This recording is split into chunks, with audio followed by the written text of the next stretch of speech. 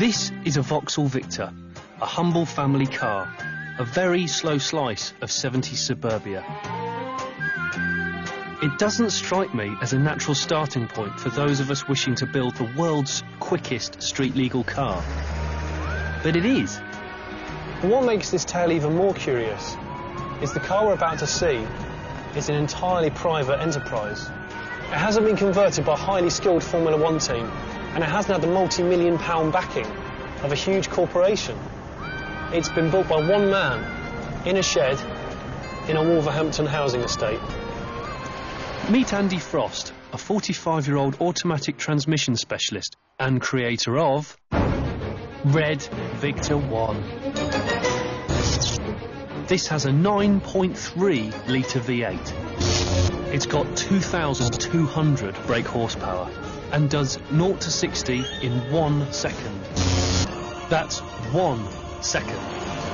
Still not impressed? Watch this. The McLaren F1 can do the quarter mile in 11.1 seconds. This does it in 7.8. A record.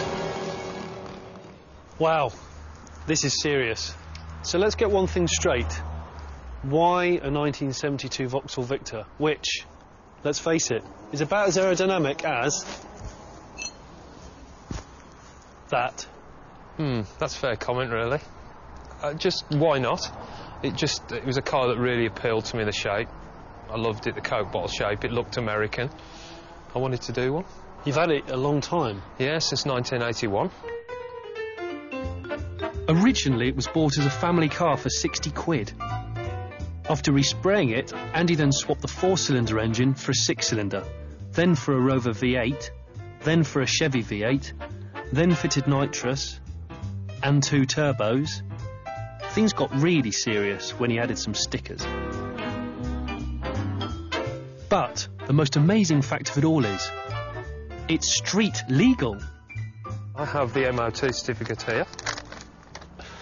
It does indeed, you're not lying. And it's tax exempt. And tax exempt. Pre-1973. So it's all free, which is really good. So, ballpark figure, how much do you think this car owes you? I'd say probably in the region of 100 grand. £100,000, that's quite a lot of money. Yeah, it's over a period of years, but it's pretty good value when you think it is the world's fastest street legal car for 100 grand. Compared to a Bugatti Veyron for £850,000. That is pretty good value. It is quite good value. In an acceleration stakes, the Bugatti Veyron would be just a long, long way back. Toast, but I wouldn't swap this for a Bugatti Veyron, that's for sure. Probably because it couldn't do this.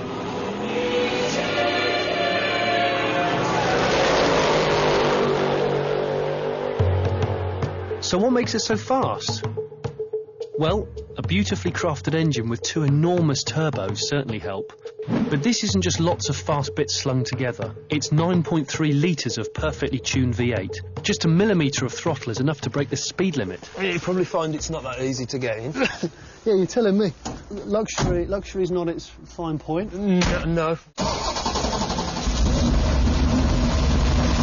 Satan was a car, this would be Satan.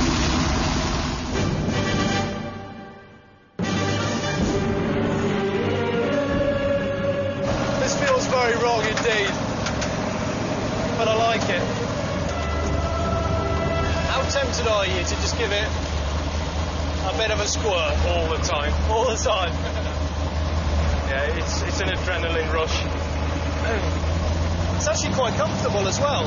It was built to be usable. I didn't want it to be some sort of car that was just absolutely terrible to drive on the road. During everyday motoring, Red Victor 1 returns about 5 miles to the gallon. Fuel stops are a regular thing. So, how easy is it to actually drive this thing? Really easy, just as easy as any other car.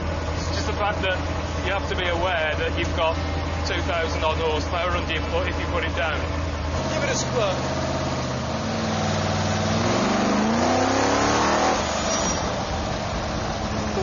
That is naughty. Just driving this car on the road just feels completely perverse. It must be quite a strange feeling driving along the road knowing that there is not one car that can beat us. Yeah, it is. All this fun comes at a cost.